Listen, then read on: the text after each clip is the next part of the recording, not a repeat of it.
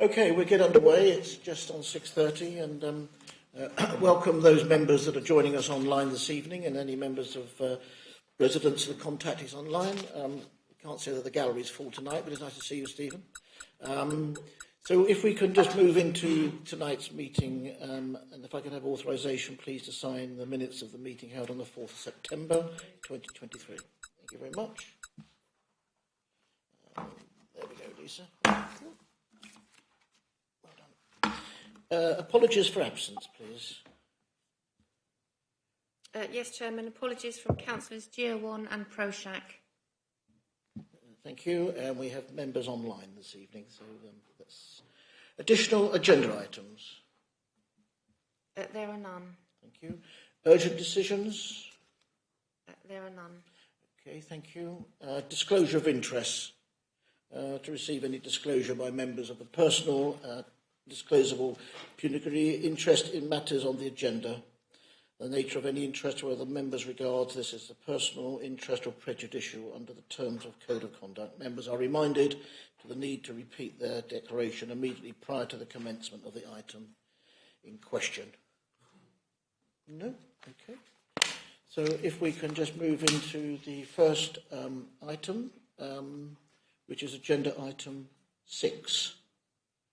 So this is a report from Joe Pell, Head of Housing and Regeneration, and it's the Rother District Council owned leased accommodation policies. Joe, you're presenting this report. Thank you very much. Chair, happy to. Thank you, Chair. We had a good discussion on this item at scrutiny a few weeks ago, and the report is really a procedural report that it's coming to you because it's policy and it needs to go to scrutiny and be scrutinised and come to you for approval and on to council. But we hopefully the report speaks to itself in terms of the detail on each of the policies being adopted. But for context, we now own 33 units of accommodation that we operate as temporary supported accommodation for people who are homeless. And as part of that, we've taken on the responsibility of we are now a registered provider, I should say, which leaves us liable to take on more formal policy in this way, and particularly under the new Social Housing Regulation Act that recently is taking effect as of last week. We have to have certain policies in place. It's important to note that all of this, one or two exceptions, is standard practice for us, and it's formalising some of that into policy documents. So Catherine Harlow and her team have worked very hard at getting these policies before you, and have worked very hard in terms of the quality of management of the accommodation that we operate. So need to be commended for what you see before you. But happy to take questions. Any detailed questions, I'll probably need to refer to Catherine and come back to you another time, but happy to take them. And for approval, please. Thank you for that, Joe. Are there any questions from within the chamber? No? Paul, anything following on from the scrutiny you'd like to add? Yeah, thank you, Chairman. Yeah, we, as Joe said, we discussed this a couple of weeks ago, and basically, to keep it short, we thought it was an excellent idea. As Joe said, we've got 33 units now. We're currently purchasing another 11. And it just seemed a sensible way forward, to be honest. So we had no problem at all. Thank you. Thank you for that, Paul. You've got someone to move this report? Thanks, Chair. Thank you, Chair. Just to put it in context, these procedures not only work for tenants, but they also protect us as landlords. So it is to have an equitable balance of power, if you like, between us as landlord and for our tenants. I would hope that as a registered provider, we don't get some of the criticism that sometimes is levelled, whether justified or not, at Southern Housing. So I look forward to the reputation of Rother District Council as a registered provider being pretty gold-plated, good landlord and good to their tenants. So, I'd heartily recommend all the procedures. Another thing I'd like to say is that by going the ownership route of properties, we're not just saying this is the way we're going to go forward. It's another string to our bow. And I think, as Joe has said on many occasions, there are many ways of handling the increase in dwellings in Bexhill, be it private, be it social housing, registered provider, or ourselves. And by adopting these procedures and becoming a registered provider, we've just given ourselves another string to our bow when we're considering housing development. Thank you for that, Terry. If I ask who's going to second this, there's a couple of questions remotely. Christine? Councillor Yes, Davis, sorry, my camera's not working. Don't worry, we can hear you loud enough. I just wanted to ask a quick question. It's not. I'm supporting the recommendation, but have we got any idea about the length of tenure? What's the average length of tenure for this temporary housing? I mean, I sort of get the feeling that maybe we're putting families or people in these into this temporary accommodation, and it's almost like becoming permanent. But have we got some figures on that or a rough idea? Joe, are you able to answer that, please? There's a range. So in terms of an average, I'm not sure how helpful that would be. It depends. It can be quite a long time, depending on a family's circumstances, so in excess of 18 months. But typically it's shorter than that. If it can be as little as a few weeks in some cases. But somewhere on average is the median is somewhere in between those two numbers. But it's important to stress that one of the benefits of taking this strategic approach with purchasing is that these properties are indistinguishable from a normal home or typical home in the private rented sector. They're to a very high standards, they're very high quality, and of course all of the condition and health and safety requirements are all as they should be. So very much an interim arrangement for those households, which causes its own stresses and strains. But the idea is that this is as comfortable as it can be, without being able to reassure families of the permanent living arrangements that they'll be in. But we're not in terms of the sort of direction of the question. We're not complacent at all about the need to move people as promptly as possible and keep them as comfortable and as well as possible in the meantime. Does that cover the question? Yeah. Yes, thank you. Thank you. Are there any other questions? I don't think so. So I can ask for someone to second this. If I could just make an observation there, and it's to pat Joe's team on the back.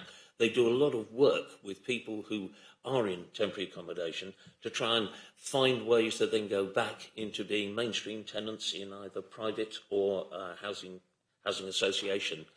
So, yes, it's always difficult if you move someone into temporary accommodation to say it's temporary, but we work very hard to find those alternatives to free up that temporary accommodation for people coming through who may experience difficulties.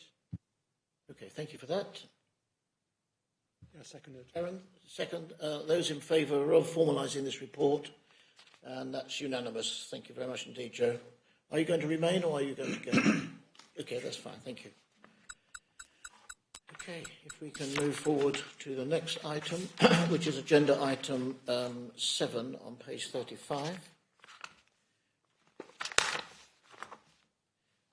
This is the Council Tax Support Fund. I'm not sure who's... Is Chris here?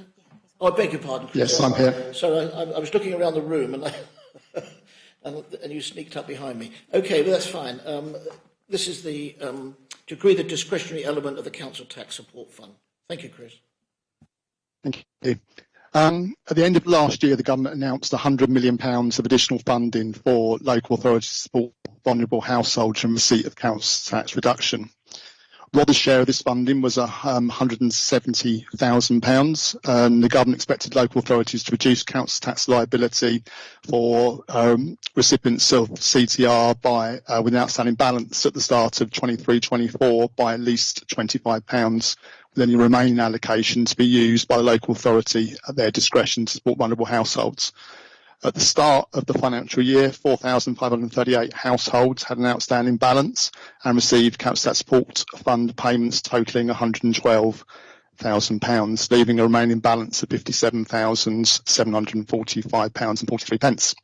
It's therefore proposed to use the remaining funds to pay an additional award of up to £12 to CTR recipients with an outstanding balance at the start of the 1st of September.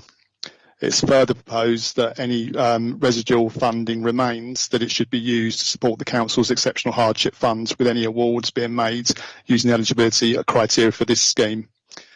Members are therefore asked to approve the discretionary element of the scheme and as detailed in the report, and grant delegated authority to the interim Deputy Chief Executive in consultation with the Cabinet Portfolio Holder for Finance and Governance to make any further necessary amendments to make sure that all available funding is used. Thank you. Thank you very much indeed, Chris. Are there any questions from within the chamber or externally? It doesn't appear to be it's a straightforward. Hello, Sam. Yes, Councillor Sam Coleman. Yeah. Thank you, Chair. Obviously, as you all know, I'm over here in Liverpool at the moment, and yesterday I attended a really informative session with several leading anti-poverty groups and charities, and one of the big things that they stressed was about this cash-first approach, which is when you have a resident who's struggling, sometimes offering that little bit of money, that little bit of financial support, can make far more difference than, say, for example, giving them vouchers to a food bank or tackling one particular area of poverty.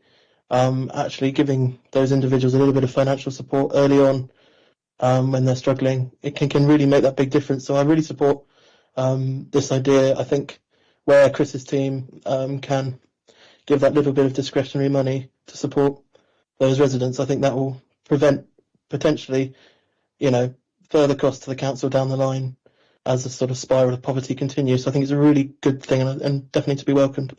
Thank you, Chair. Thank you for those comments, Sam. If there are no other questions of Chris, who's with us still, if we can move this report. Yeah, I'd like to move that we accept the report. Okay, that's Councillor Timpey. Thank you, Hazel. And someone to second this report. Thank you, Councillor Byrne. Thank you, Terry. And those in favour of effectively approving the discretionary element and moving it towards officers to deal with. Those in favour? And that's unanimous. Thank you very much indeed. And thank you very much, Chris, for joining us this evening. Thank you. And if we move on to the next item, which is item 8, I believe, which is page 39. Cash payment options in Rother District Council car parks. Report from Deborah Keneally, Head of Service Neighbourhood Services. Yeah, okay. Over to you then, Deborah, please.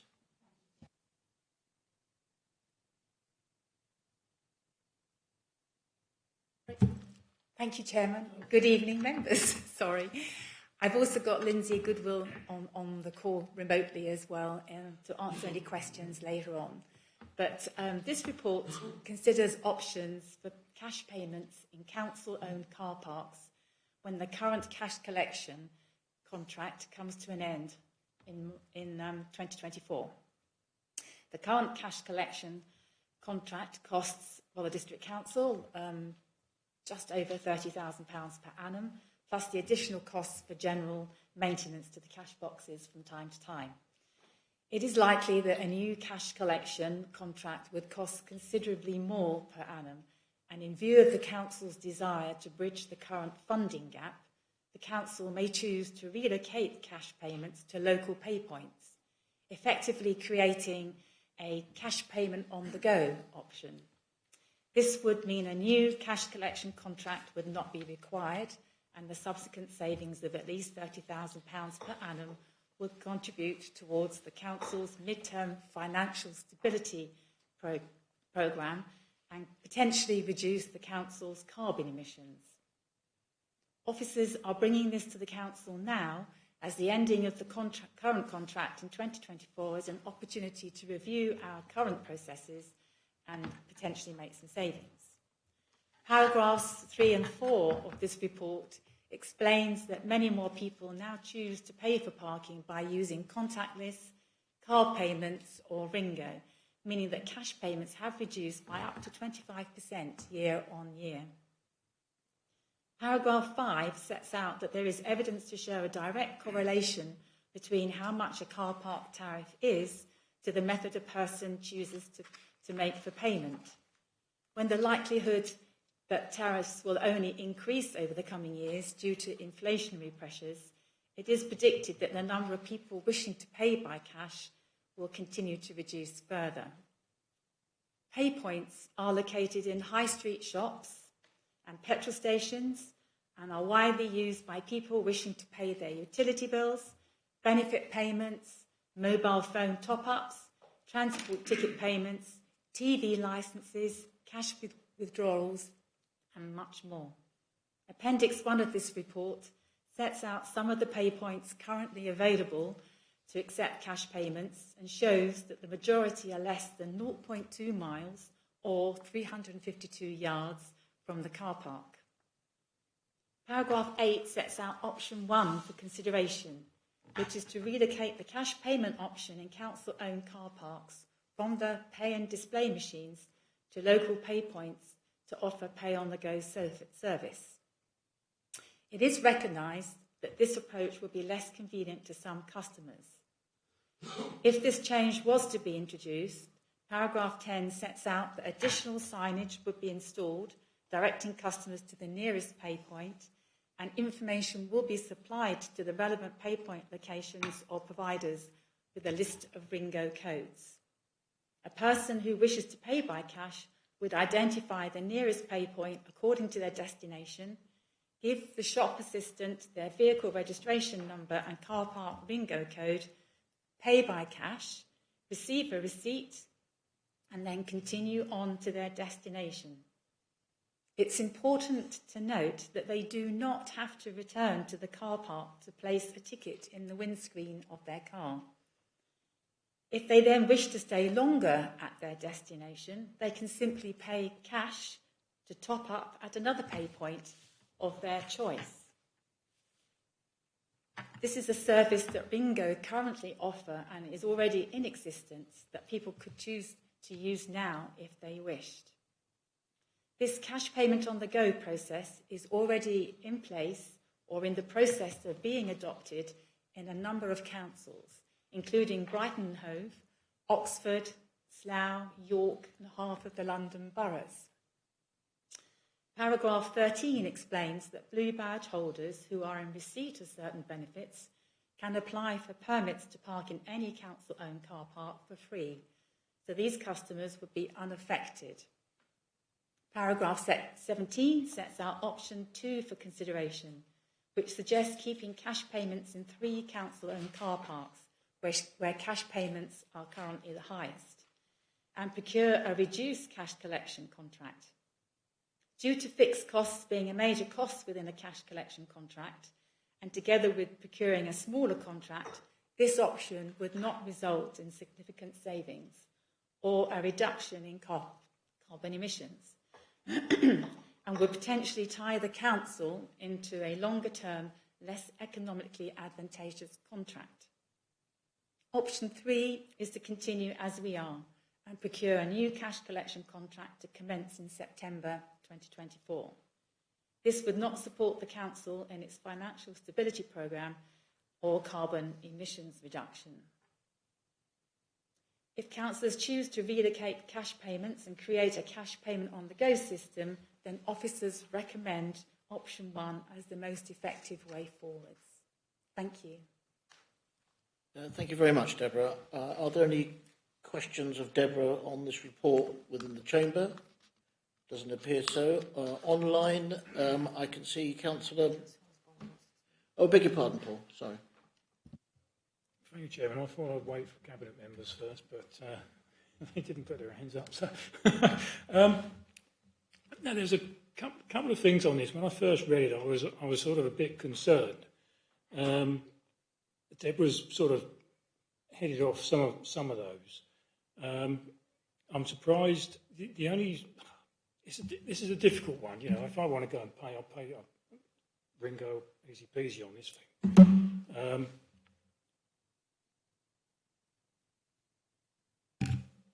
30,000 people using, say, Councillor Bayliss's ward car park at the Dura War, still using cash. Now, I know the figures are going down and it shows only 27%,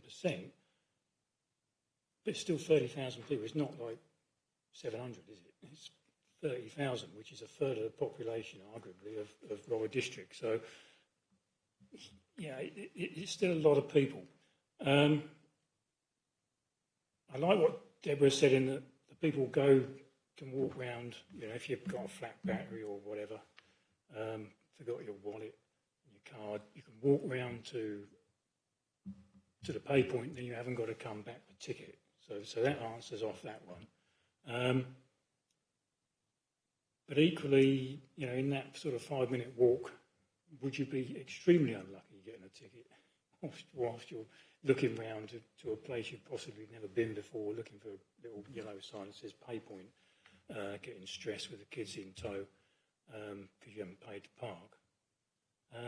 Or equally, I'm sort of quite surprised at the tiny number of people in Canberra using cash only. I thought that would be higher, but only sort of, you say, 2.3, 2.6%, which is good, to be honest, because we don't want tons of cash dangling around in Canberra at 8 o'clock at night on a bank holiday Monday, do we? So, yeah, personally, I don't have a problem, but you know, I'm sort of slightly worried. There's 30, you know, and in Battle as well, nearly 50,000 people still using cash transactions. So whether it's a Battle thing and a Bexhill thing, I don't know. Be interested to know what the numbers in Rye were. It's just a little concern there. And I'm assuming it may be, I may be completely wrong, it'd be older people who are probably less inclined to walk a distance off track to find a pay point machine to pay for parking. But that's just a couple of concerns I've got. But you know, obviously it's not my vote. So. Deborah, did you want to make any comments on those observations, or?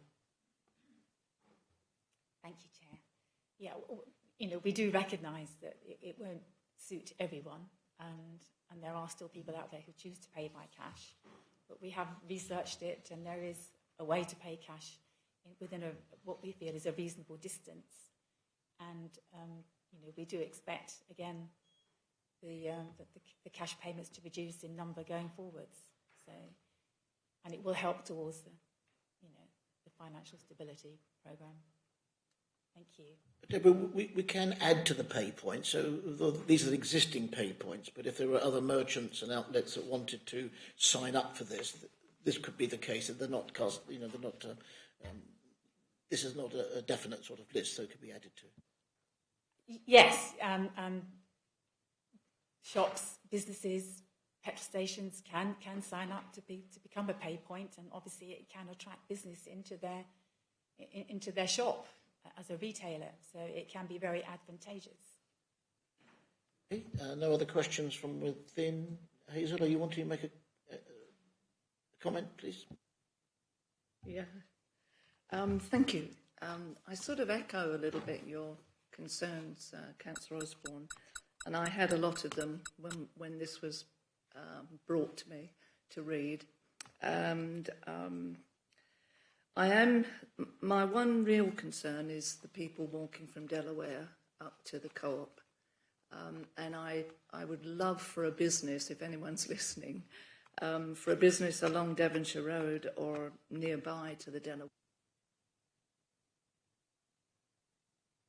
Does it keep going off? To come forward, a business to come forward as a pay point, because you know, not everybody is agile, and I think this is going to be difficult for people to accept. But I also understand why we have to do it. But I'm with you on some of these concerns. But however, as a portfolio holder, I need to propose it, that we accept it in its current form. Thank you. Thank you for that. No other questions from within. Mr. Byrne, Councillor Byrne, Terry. Thank you, Chairman. I think this is part of a national trend away from cash.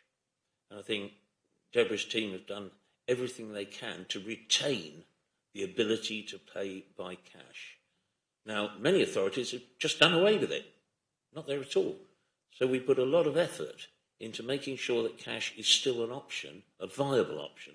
And as Councillor Tempe has said, we're trying to improve on that by getting pay points as close as possible to the car parks. But let's not ignore the fact that nationally this is a trend, and we put a lot of work into making sure that cash is still a viable option, given the demographic of our population in Bexhill.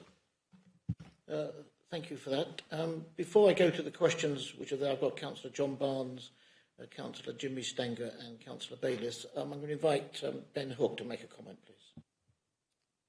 Thank you, Chairman. Yeah, I think it's just really important to note as well that, obviously some comments were made about particularly visitors. And I think what we need to be sure of is that there is a very concerted effort to make locals, specifically locals, aware of this change, so that they're not caught off guard. So if you're going to the Delaware Pavilion for your normal Wednesday cup of tea on a Wednesday morning, that you're not caught out because you've not had you've not got your card.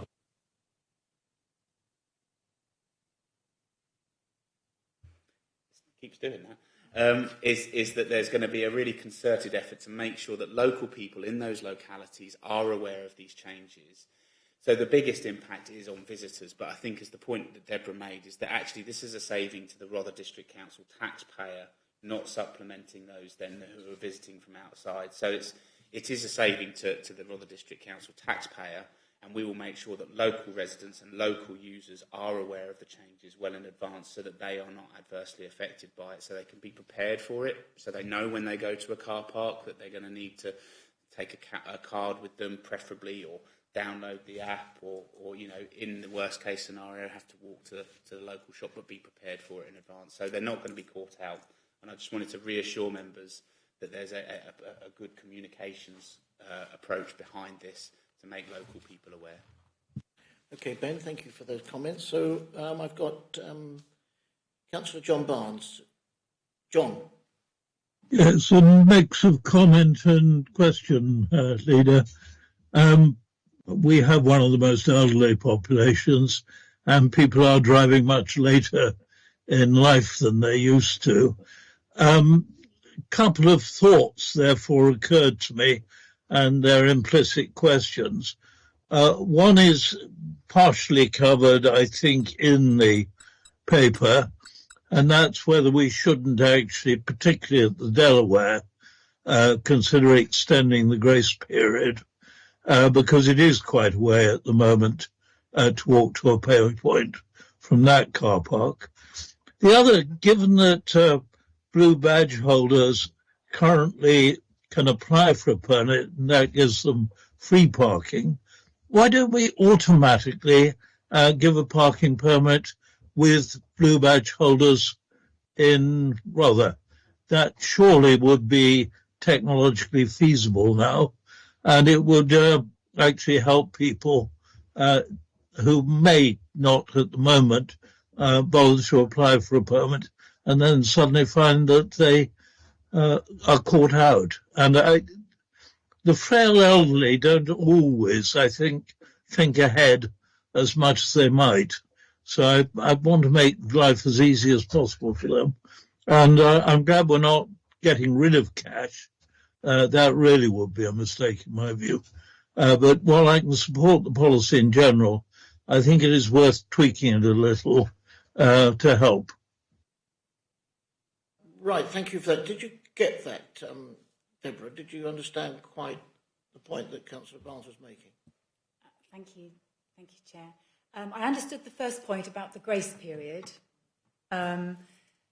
We have considered, as the report says, the grace period. It would have quite an impact on the effectiveness of enforcing car parks. So we would urge people to steer clear of that at this time. It's something that we can monitor going forwards, and if we get feedback to say that a longer period of time is required, then we can certainly consider that in the future. But I would strongly suggest we should go on as it is at the moment with the current grace period.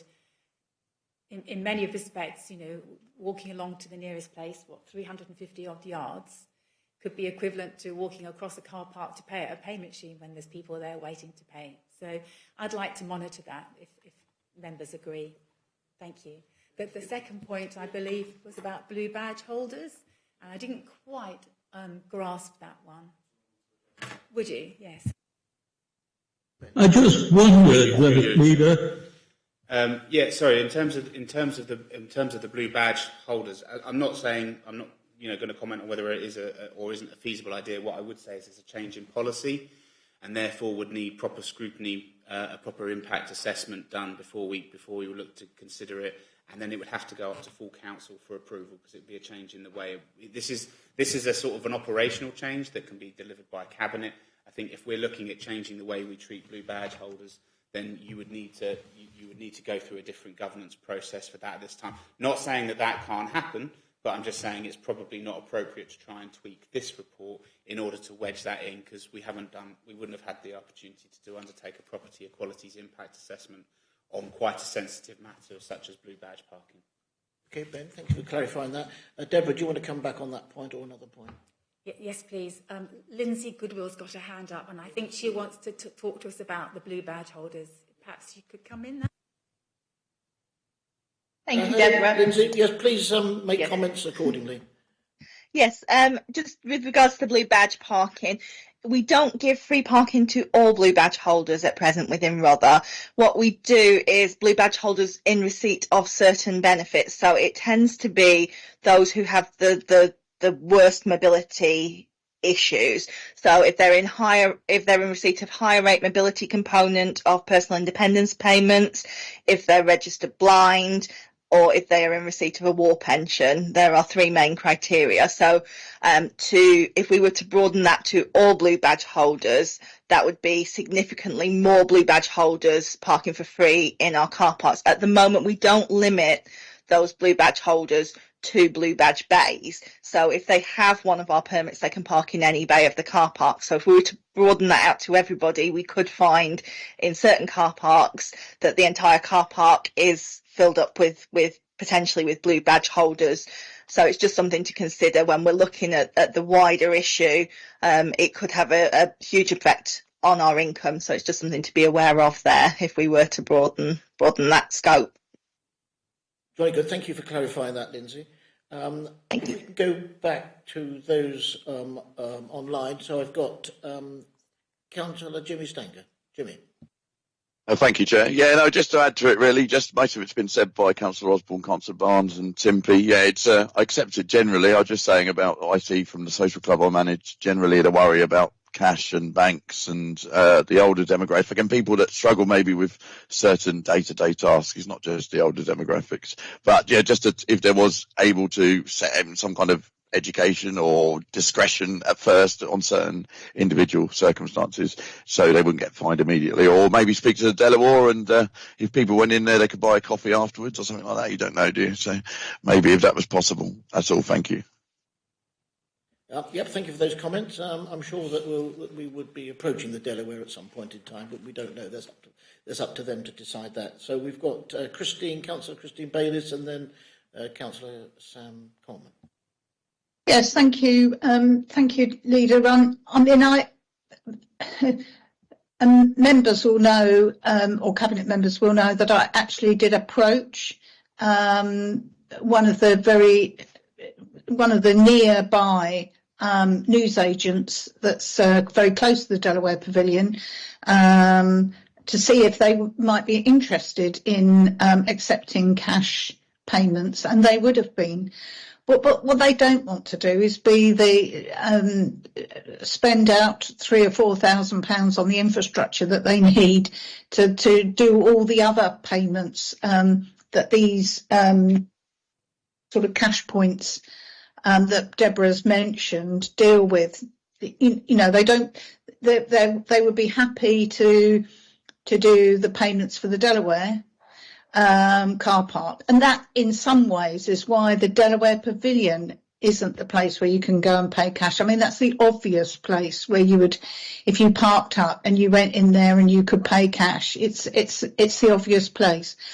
I really feel that asking people to go to especially if they're visiting the pavilion for, like Councillor Osborne said, the Monday morning cup of coffee with their mates, to wander all the way up to the Co-op and then all the way back down again for a cup of tea.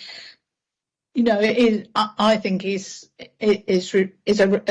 quite a reduction in service, and the numbers that are still using cash are still quite high. So whilst I'm not there and I can't vote on this, until we've got a system where we could have our own cash points, I would not be in favour of this. But I can't vote. I'm not present. So.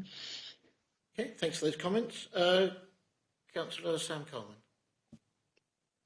Yeah, thank you, Chair. I think, my portfolio is wellbeing, equalities and age-friendly communities, and unfortunately, I think this particular report goes into the negative box in all three of those areas. And so I think if we are to proceed with this, it's about risk mitigation. It's about making sure that we do the least harm possible when making these savings. And I think extending the time period, the grace time period, is one of those things that we can do. I mean, as a sufferer of arthritis and as someone who spent their childhood caring for someone with an autoimmune condition, I know that that disabilities can vary day to day.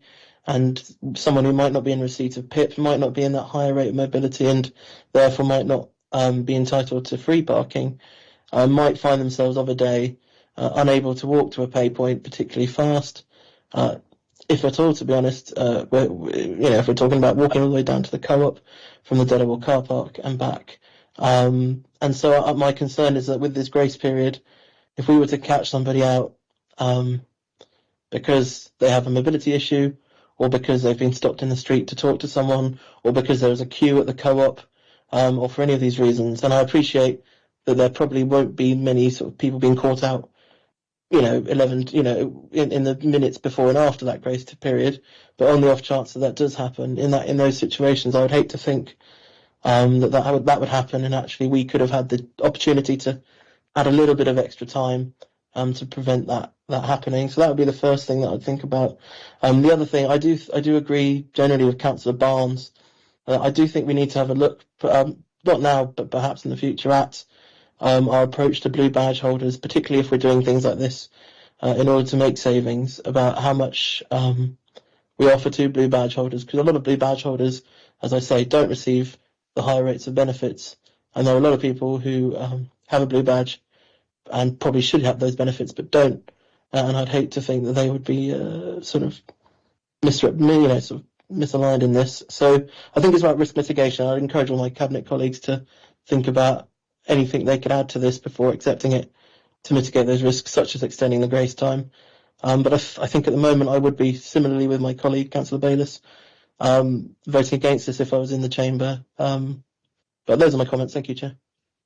Okay, thanks for those comments. I can see Lindsay has put her hand up, so she may be able to respond to one or two of those comments that have been made. Lindsay? Thank you, Councillor. Just to say, I completely understand your comments, and I completely agree with the things that you've said. What I would say is, obviously, we need to be mindful. There is no data on the number of people who fall into these demographics that you're talking about who can only use cash. A significant number of the people that are blue badge holders already do use other methods of payments as well. Those methods, just to remind councillors that those other methods of payments are also still available, although I do appreciate that there may be within those demographics a higher than average number of people who would prefer to use cash for various reasons. So it was just to raise that comment. Yep, thank you, Lindsay. Councillor Andrew Meir. Andrew? Chair, yes, on the point of somebody receiving a ticket in the period between leaving the car and arriving at a pay point and paying the fee. I think my understanding is that there is an appeals procedure for these fines, and that if the timing were such that the ticket was issued within a minute or two of the person paying the money, then I imagine that the appeal would be allowed. Would that be the case? Deborah, perhaps you can respond to that, please. All appeals are considered individually, on an individual basis, and on the circumstances put forward. But yes, that is possible. That could be reviewed at that stage. Thank you. For making that point. How many car parks do we have in Rother? Paid or non-paid? Well, just car parks where they would be enforced. Paid for car parks. Lindsay, how many paid for car parks do we have? 24. 24. And we have 2 enforcement officers travelling around these 24 car parks. Yes. I think people that get a car parking ticket are a little bit really unfortunate, because our officers cannot be in all these places at once. And when we're looking at the Canberra side of things and some of the other bigger ones, so I think that's the point that needs to be just stressed to a certain extent, that they're not lurking in bushes to jump out and issue tickets for people. So it's often people that are really flouting the parking arrangements that do get tickets. And having spoken to the enforcement officers from time to time, they've got a fair amount of discretion. I just really wanted to make that sort of point. So we are at the point where most questions have been fielded by officers, and thank you, Lindsay and Deborah. And for Ben for making a few comments, which is always nice to see. So we have a situation where you've moved the report, and do we have someone that is going to second the report? Aaron, thank you very much.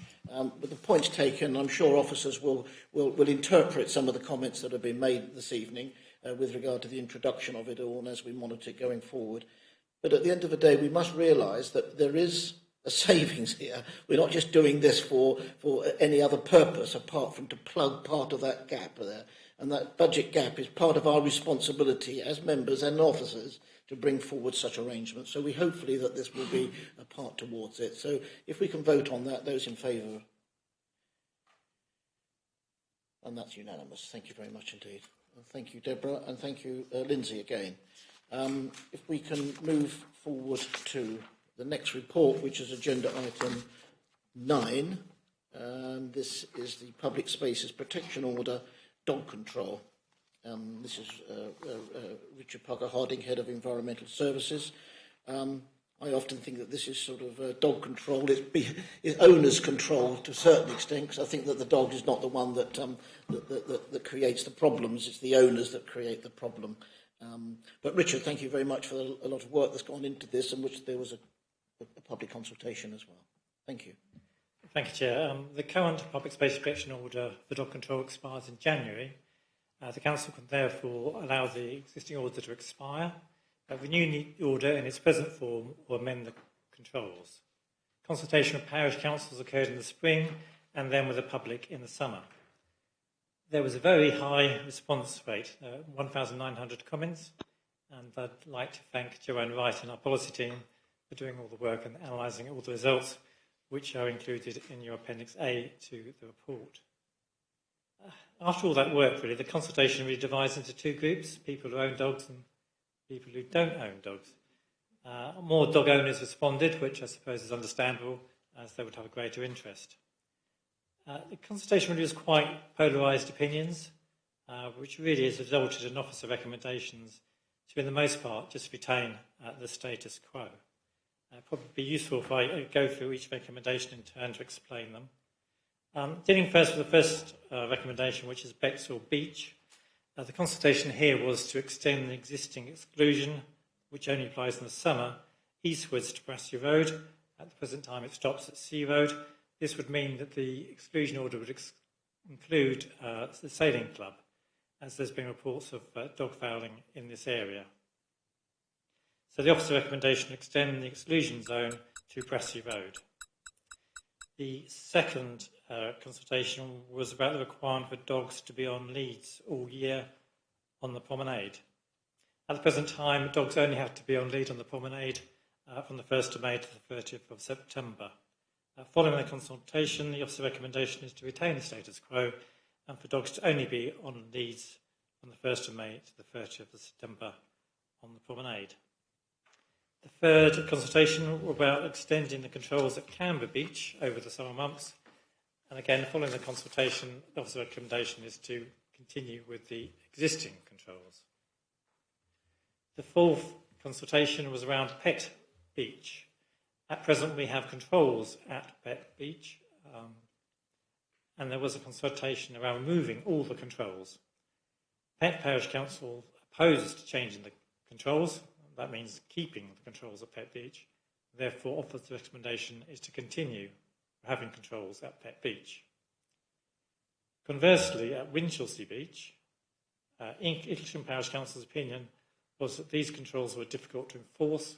This is really due to the fact that there's a footpath which runs along the top of the beach.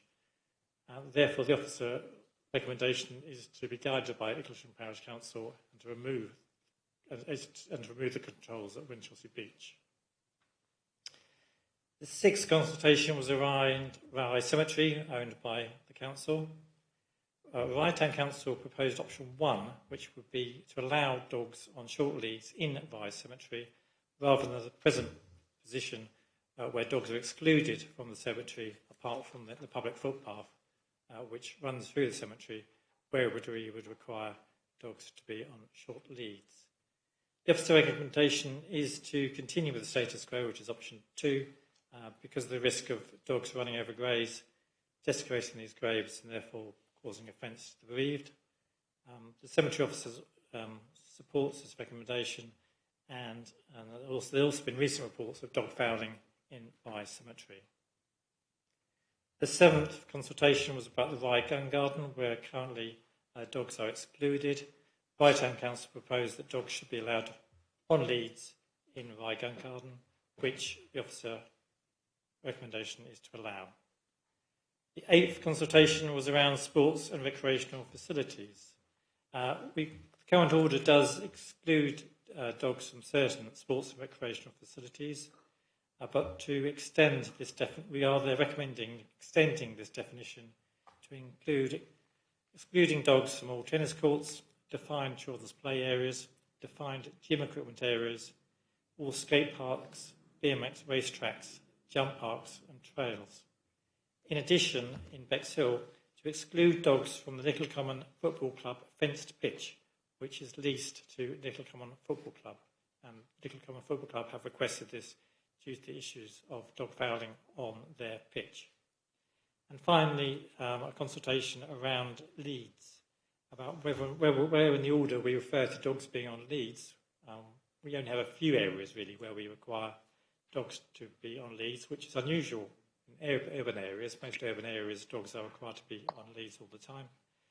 But we had a consultation about whether or not we should actually say that the lead should be short, as opposed to these very long extendable leads which people get caught up in. And those are the officer recommendations, Chair. Thank you, Richard. Are there any questions from within the chamber? Yep, Councillor Paul Osborne. Paul? Thank you, Chairman. I'll be honest. I'm breathing a huge sigh of relief. I had so many emails and phone calls and irritable parish councils, especially over Canberra, and the sort of early sort of ideas of change down there, possibly worse than £30 car parking charges, I would say. So to see the status quo coming out on top is most welcome, and making life a bit easier in Winchelsea Beach as well with no controls is most welcome. I would say, just in case you don't know, the Rye Cemetery is probably 75% in Eastern Rother as well. It's in Rye Forest, top of Rye Hill, so it's not actually very much in Rye. The only concern I have there is, I know it says dogs on lead on the footpath, but there is what you think is a footpath, which is the gravel path that goes down and then between where the two churches were and then down. isn't actually the footpath. The footpath goes down some way and then disappears off through a little gate. And people have been fined by our fining people, I can't remember their name now, for veering off, taking their dogs down sort of the gravel drive, which you think is a footpath, but it's not. It actually goes around there, and they've been fined because they're not on the footpath, they're on the gravel drive, which isn't a footpath. I think the cemetery officer has sort of sorted that out, but just in case anyone wants to get heavy, that might be easier if the path is just the path. But apart from that, I'm very relieved and happy. Thank you. Thanks for those comments, Paul.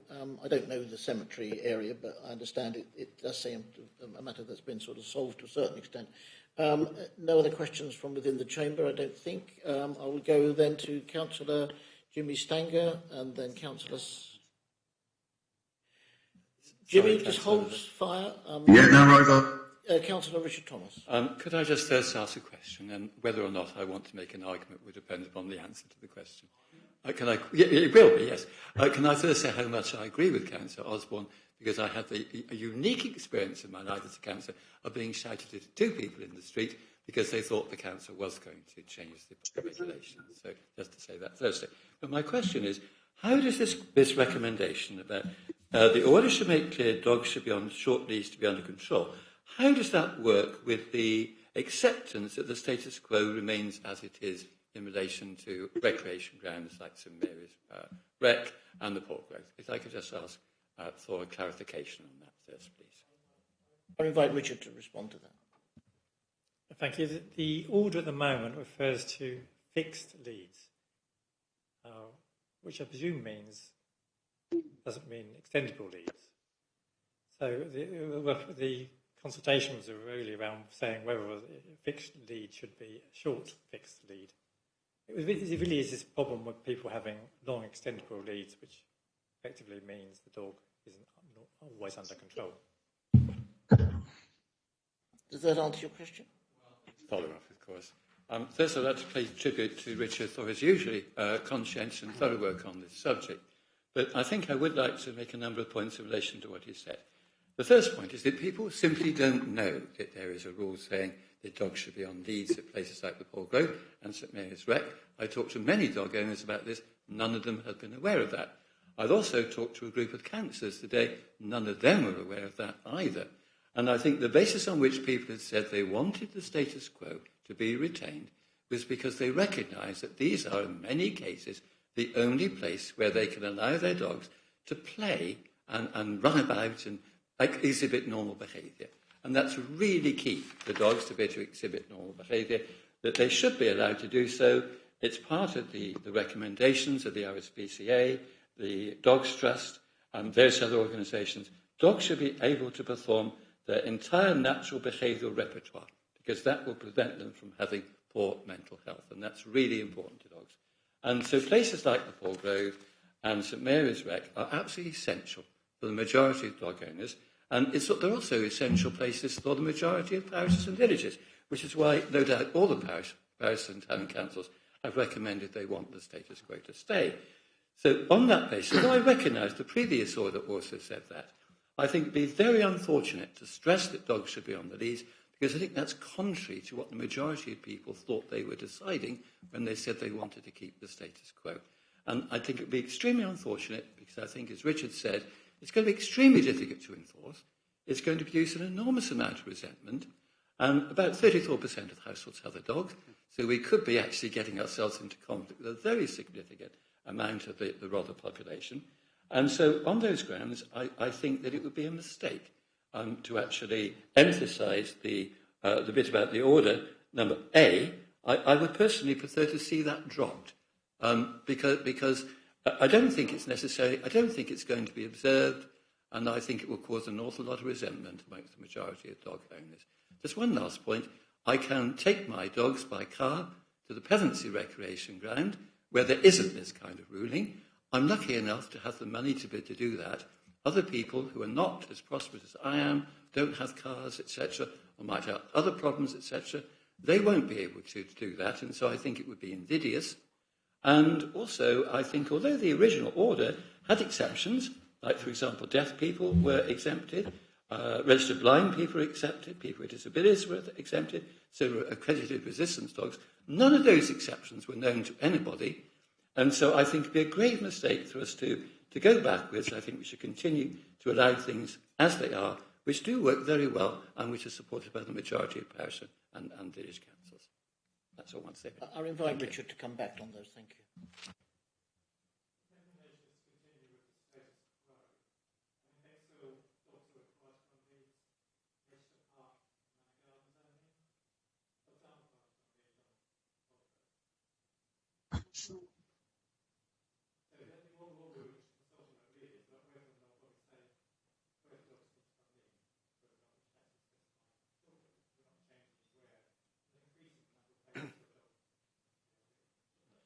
So long as the status quo really means yes. I'm more than happy like that. But I think the point that Richard made is that the order is respected to the Manor Gardens and Edgerton Park. That should be clear.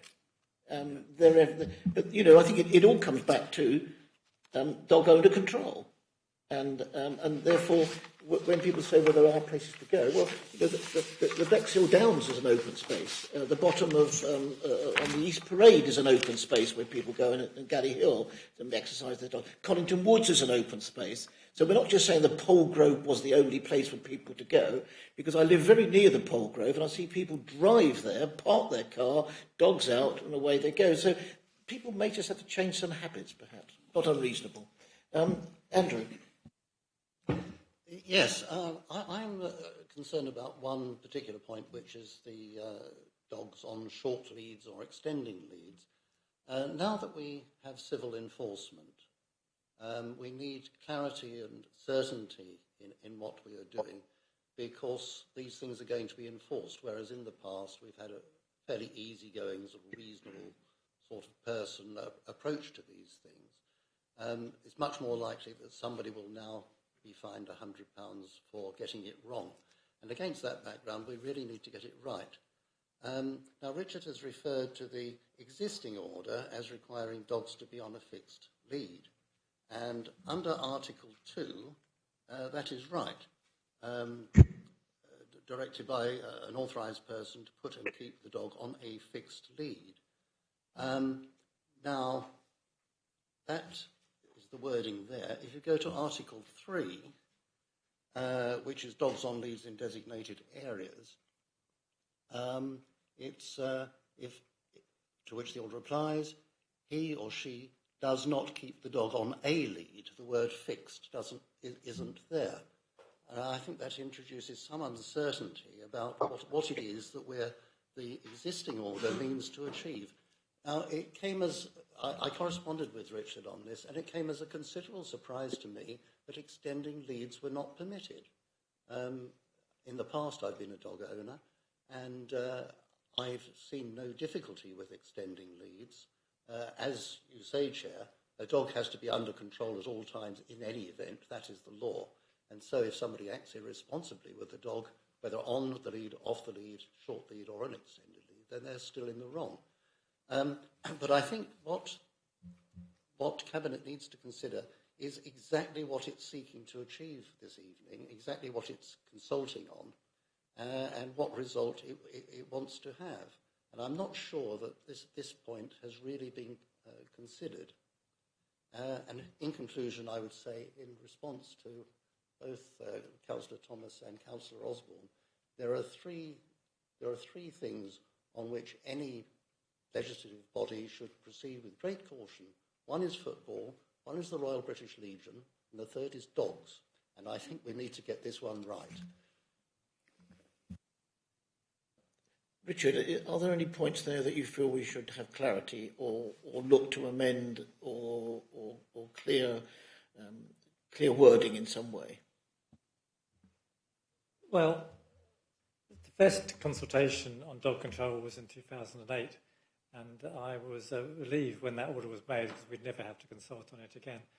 But then they changed the legislation, which means that the orders expire every 3 years, which means we have to do a consultation every 3 years, and the same issues arise every time. Obviously, the problem always is, as Councillor Lyons says, is that it's around what the definitions are. One thing it depends on the size of the dog. So then we refer to fixed leads to try and avoid that. So really being fixed leads rather than extendable leads, because the whole issue here is around protecting public safety, and so that the owners of the dogs are in control of the dog rather than the dog being in control of the owner. So the recommendation really for officers is that we try and clarify the order and refer to fixed leads in both instances. Members may decide that we just abandon the whole idea of having short lead, but just have consistency within the order, and so that we refer to as fixed leads in both Schedule 1 and in the direction part of the order. Any other points?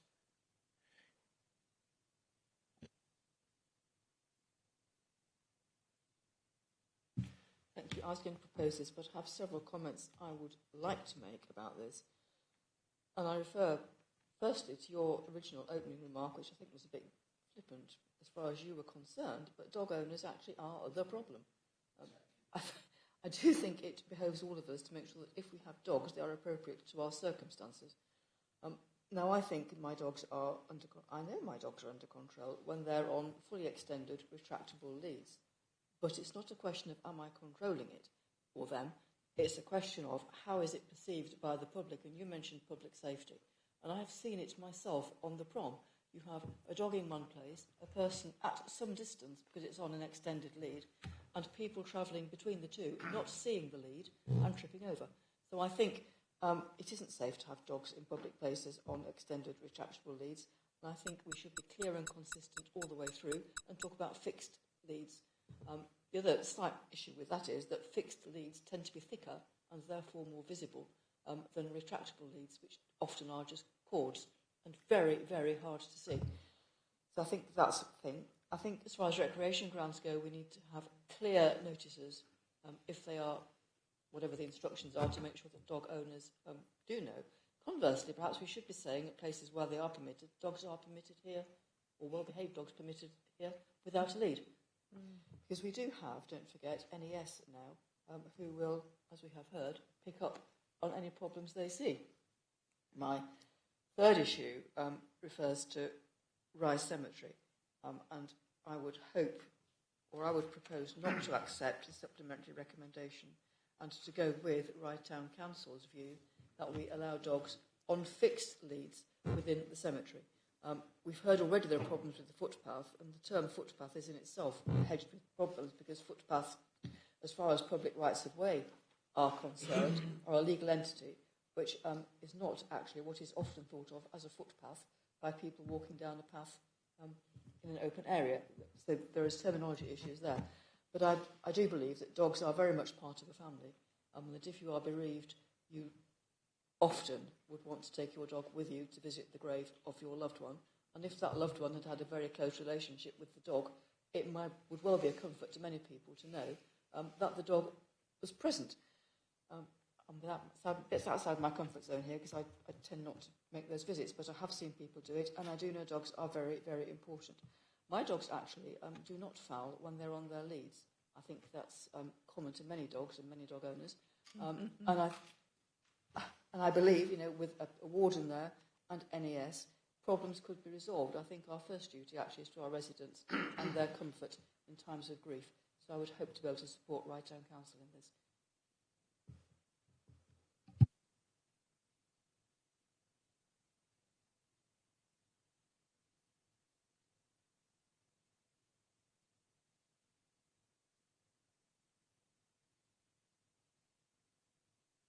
Figure there somewhere for dog fouling, current enforcement? Yes, it is in the report. I think there were 12. Oh, yeah. Lost the report. Paragraph 13, 6 FPN issued for dog fouling, 12 for dogs. Sorry, six for dog fouling, 12 for dogs being in an exclusion area, and 24 for dogs not being on a lead. Paragraph 13 of the report. Well, thank you for that. Yes. Okay, fine. I think it's quite interesting to know the sort of volume sort of there. So if I can, Richard, do you want to come back on? Question, because I'm just not quite clear, that's all. I'm not clear what's intended. Are there going to be a small number of places where dogs have to be on a lead, or is that to become a general rule applying to most recreational grounds? I'm just not clear, that's all. Just curious about what is being proposed. Thank you.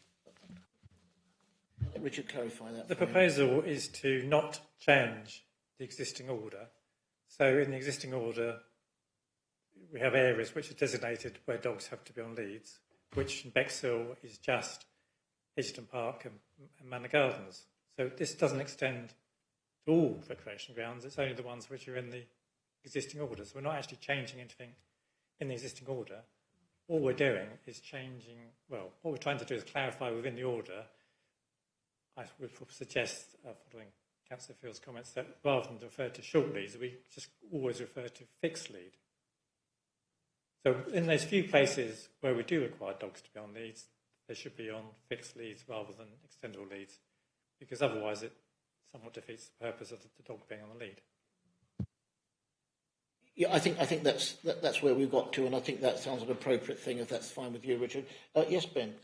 Yeah, it's just more of a clarification point for all members, really. For those, it's all of those areas are listed in Schedule 1, Part A of the order as attached onto the report. So if you want to know which exact areas are covered by those, they are within that part.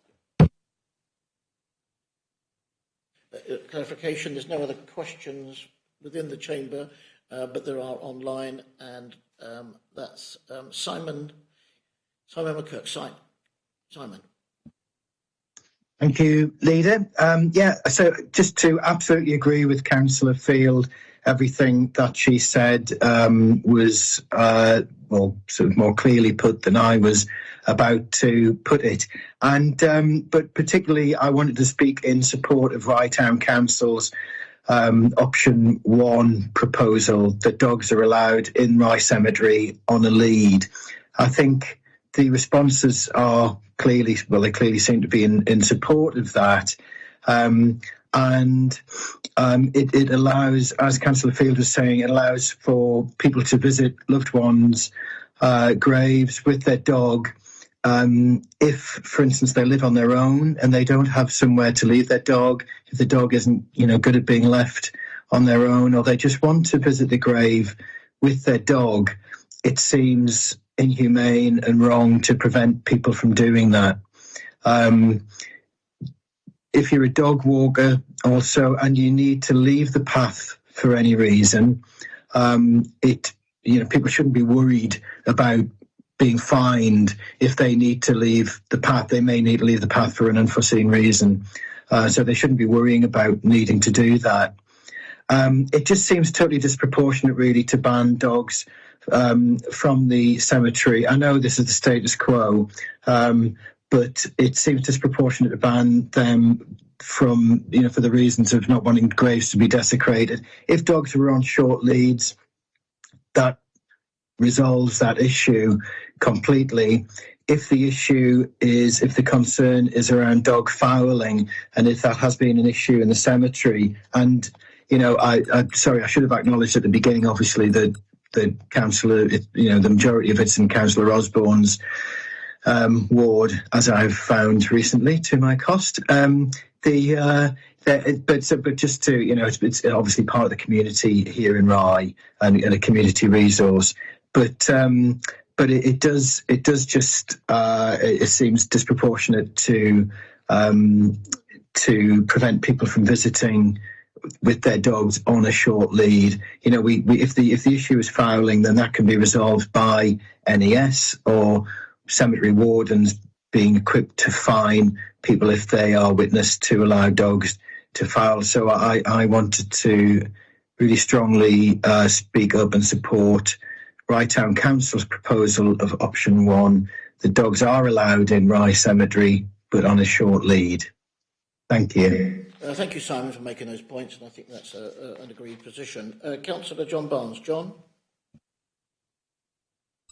Yes, I think it's very important if we're going for, we're externalising enforcement on this one, so we've got to get it right. And it's, most of the villages on my patch have rather different patterns of recreation. So it's quite hard, I think, for Richard to devise a policy which really is helpful. But certainly the notion of short leads, I think, would meet with a lot of opposition from all my residents. I ought incidentally to declare an interest because I'm the chairman of Etchingham Parish Council, and Etchingham Parish Council, with a footpath across one recreation ground, really saw, so long as dogs are kept under control, people are pretty responsible in our village for picking up dog waste if somebody does foul. The other problem we have is what is a defined gym area and if defined children's area? Does that mean fenced or how else? Because we have no fences around either our gym area or our children's area. So I think we're going to get some problems with enforcement.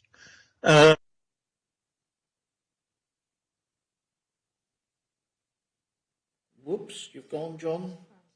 You've frozen. I don't know whether you want to... We can come back to you if I can invite Councillor Stanger to... Sorry that I overlooked you before, Jimmy. No, sorry, it's my fault. My internet dropped out. Thank you. Just to support really generally, especially sports and recreation areas, as obviously Little Common Recreation, they have a big problem with dog mess inside of the football fenced area.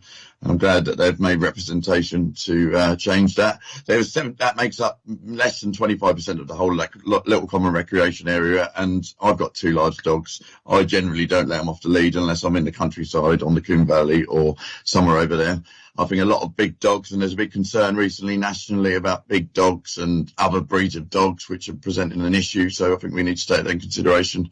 And just to thank Richard for his report. Yeah, thank you very much, Jimmy. Now, Councillor, you've got your hand up again. Is it an old hand, Simon? It could be. Sorry. Yes, that's an old hand. Sorry. Jolly good. Okay. Eleanor, Councillor Eleanor Kirby Green, please. Thank you. Sorry, just to pick up from John, a number of things. Firstly, I know Rise got nothing to do with me at all, but I was really concerned when I saw the recommendation went against Rye Town Council's thoughts, because we've got a lot of graveyards, obviously, in the rural areas, and I often see people take it, elderly people taking their little, West Highland White Terrier or whatever to the grave of their husband. So I think that's dreadfully wrong to try and stop people taking dogs to graveyards. And I don't know where it would end. If it went into Bright, it might go everywhere. With regards to what John said, I think the issue we have in the rural areas is you might have a recreation ground and then you have a little area of a play area.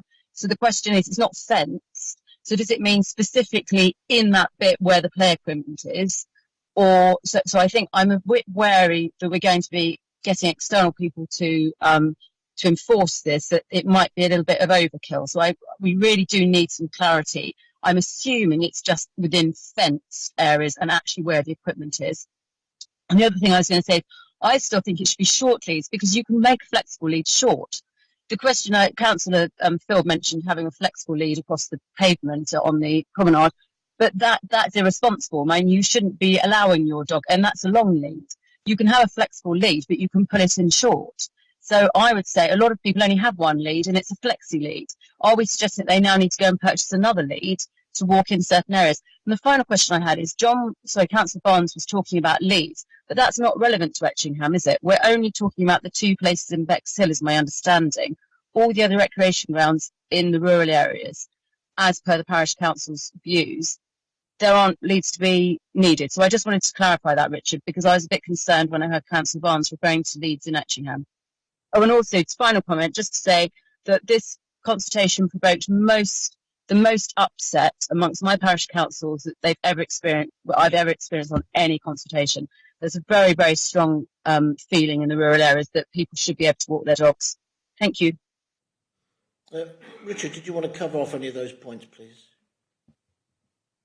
Dealing with the existing order, where we require under Schedule 1 dogs to be on leads in designated areas.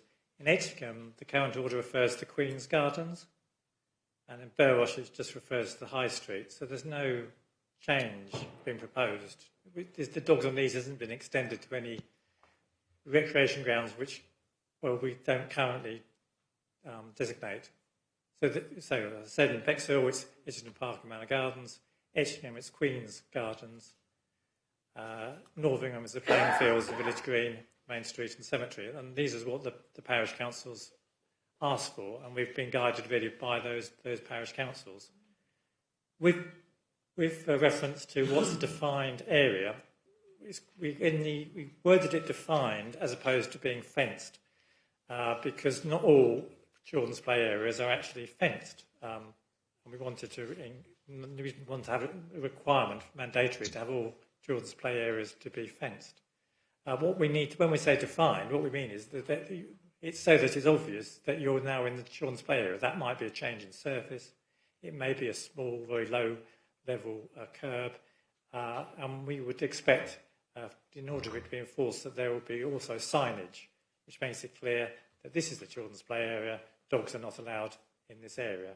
We have the similar situation in Edgerton Park, where the children's play area in Edgerton Park is not fenced, but it is quite clear when you are in Edgerton Park, what the children's play area, what is the gym equipment area. And it's obviously very clear when you go into skate parks and BMX tracks.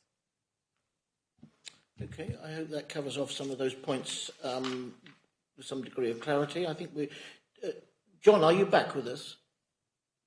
I have indeed. Yes. Did you want to finish off the points were made, or have they been covered by Eleanor? I'm not sure. I think the problem is at your end, because I've been on the internet the whole time, as far as I can see. So I'm not quite sure why I keep getting disconnected.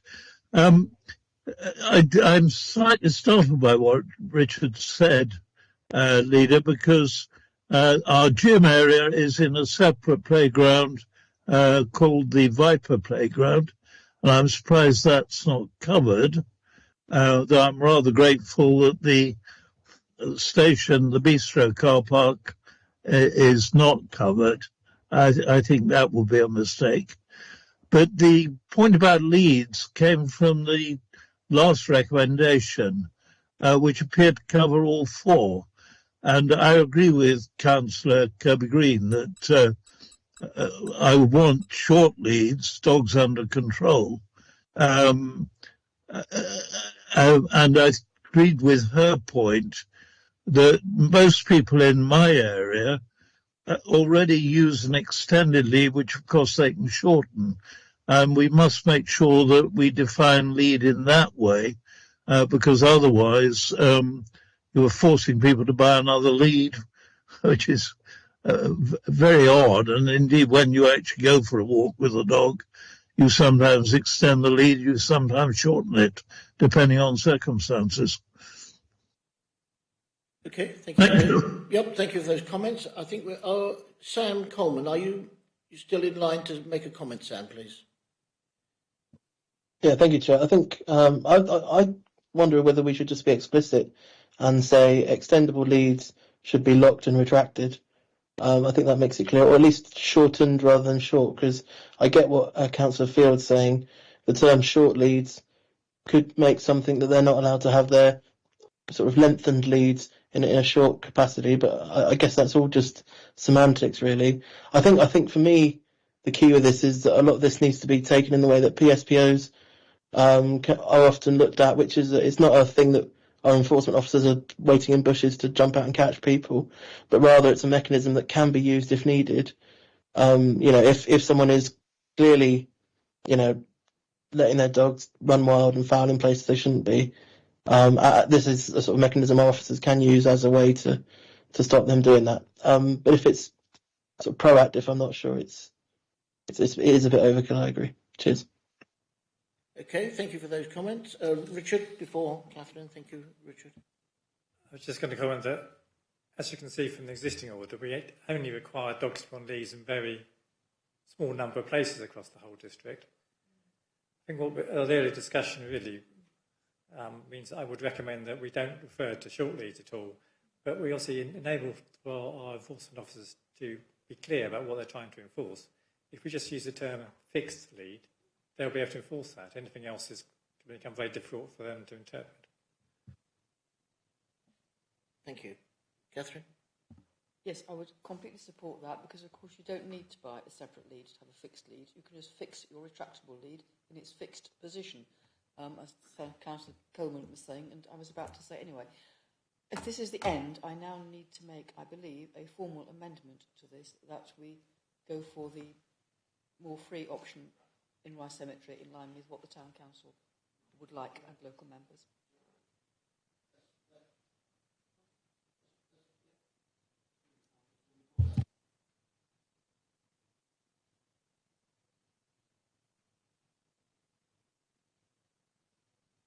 I think it's been very useful. I think there's been a significant amount of work involved, and thank you, Richard, and your team for dealing with this. It's always going to be the pro-lobby, the anti-lobby, whatever it might be. But I think all the points have been taken. I think they've been interpreted as well as possible within the urban areas of Bexhill, the sporting areas of Bexhill, the recreational areas, and our ornamental gardens is important. Our promenade is important, because, you know, it's all about behaviours of dog owners, because there are people that are pro-dog and people anti-dog, and some people can be influenced throughout their whole lifetime by an experience with a dog. So we've got to make absolutely certain that we can deal with it in the right way. So thank you for your team in putting all this together. There's been a significant amount of work, and it's been quite emotional in many areas, but I think we've got to where we are at the moment with that amendment. So if I can ask Councillor Timpey to move the motion. I think you did that earlier, did you? Oh, sorry, Councillor Field. Just checking. I'd like to move it, please. Thank you. And who's going to second that? Yes, second. Second that. Are we, sorry, is this on the amendment? With the amendment, yeah. Okay, with the amendment. Yes, okay. definitely. So those in favour? Thank you very much indeed, and that's unanimous.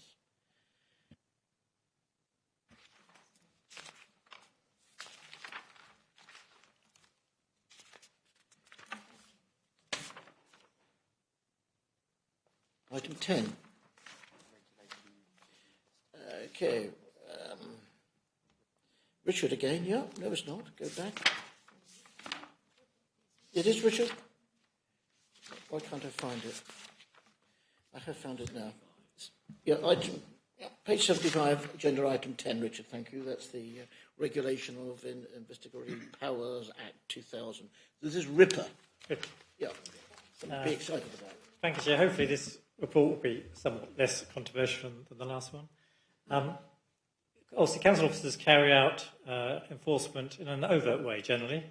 They don't normally carry out covert surveillance. Officers patrol, they carry out initial visits, and they advise people when they're being investigated in an open and transparent way. If we deploy CCTV cameras, there are signs advising the public that the CCTV is there, and it is therefore overt and not covert. The council very, very occasionally carries out surveillance that requires authorisation and in some cases approval by a magistrate or a district judge. The Regulation of Investigatory Powers Act 2000, commonly known as RIPA, and the associated structure codes of practice determine how the council should carry out such surveillance. This provides safeguards for the persons being investigated, the council, and indeed the officers themselves. The council is required to adopt a policy, which is in draft in Appendix A, for consideration and approval. We are inspected every 3 years by the Investigatory Powers Commissioner's Office. We were inspected this year and no major issues were found except a recommendation that a new policy be adopted. The next inspection is due in 2026. The main change to the existing policy is an additional Appendix A, which goes into much more detail about surveillance using the internet and social media.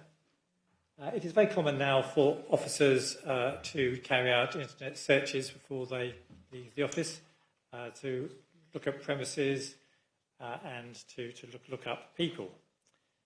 This in itself is not covert surveillance, but it is quite a danger that officers then could drift into surveillance, and it's quite a grey area, if they repeatedly started checking activity of an individual, checking people on social media or using a false identity. Such surveillance does require authorisation by the Chief Executive and may require approval by a magistrate or a district judge. And that's my introduction, Chair. Thank you very much indeed. Are there any questions of Richard in the chamber or externally? I'll leave it with Councillor Field. Catherine. Thank you. Yes, I'm very happy to move this report. We have, over the years, discussed surveillance at Licensing Committee in some detail and some depth, and I know that Richard's officers carry this out with great tact and discretion and very effectively. So this is a technical report. Happy to move it. Thank you very much. And is someone going to second that, Councillor? And a comment? By all means, sorry. I think it's necessary to comment that this procedure conforms in every way to national protection of civil liberties and the privacy of the individual. So this is not a charter. We're not doing anything that's in any way different to any other authority. We are merely making sure that any covert surveillance that we carry out is done so in strict accordance with national guidelines. And as such, I'm happy to second the motion. Thank you for making that point. And if we vote on that, all those in favour, that's unanimous. Thank you very much indeed. And thank you again, Richard. So you're on a roll now, Richard. I think you've got the last item this evening. So this is agenda item 11. Consider options for operating and maintaining CCTV in town centres. Richard. Thank you, Chair. CCTV cameras are installed existing in town centres to detect and deter crime and reduce the fear of crime. They are also used by the police during medical emergencies and to look for missing persons. The Council owns 12 CCTV cameras in Battle and Bexhill, and we are responsible for their repair and replacement. The contract for maintaining the cameras is held by British Telecom, who have the contract with Sussex Police. We also pay for the electricity charges, which are considerable. Appendix B shows the financial costs over the last 3 years and predicted future costs. Sussex Police are currently solely responsible for operating the cameras, monitoring the cameras, viewing and recording images, and requests for data access are made to Sussex Police. Very recently, well, in the early summer, Sussex Police advised the 22 councils who own CCTV cameras in Sussex that they intended to transfer the maintenance contracts which they have with BT to the councils in March 2024. That transfer would also mean the councils themselves would then become the data controller. Sussex has been very unusual in the whole of the United Kingdom in that Sussex Police had the contract with BT. In all other areas, the contracts were held by the councils. An additional complication, though, is that from March 2024, BT can no longer operate the cameras as they use old landline technology. Sussex Police have kindly identified a company called Chrome Vision, who can be the provider of the service from April 2024. They will then use wireless technology, but this has implication that the majority of the cameras will need to be replaced, and the cost is in your Appendix B. Another unusual aspect to this is that within most of Sussex, the CCTV cameras within district councils are actually owned by the town councils, not by the district council. It is therefore recommended that discussions are held with Battle Town Council and Bexhill Town Council to transfer ownership of the cameras to them during 2024-2025. Alternatively, for financial reasons, the council may have to reduce the number of cameras or cease the provision of this service entirely. Thank you, Chair. Yeah, thank you, Richard. So I think that the report is that we've looked at that the options are out there, and it's for the Chief Executive to be granted delegated authority to discuss this with the relative town councils and come forward with a conclusion and provision at the end of it all. So is this something which someone would move and second this, and we can vote? I'm very happy to move this. This seems like a very sensible way forward. Perhaps I could ask that the portfolio holder should be consulted as well. I know it's me in this case, but it was my principal, whatever the issue. Yeah, that makes sense to do that. We can incorporate that in the resolution that is here. So is somebody going to second this for me? Thank you very much indeed. Yeah. Thank you, Hazel. And those in favour? And that's unanimous. I don't think we've missed out any questions from anyone, and I think that brings us to the conclusion this evening. And the meeting will come to an end at whatever time it is. 8 o'clock. 8 o'clock. Well done. Thank you very much indeed for those that are attending online, and those that are out of town at the moment. Enjoy your rest of your week, wherever it might be. Thank you, everyone, and good night.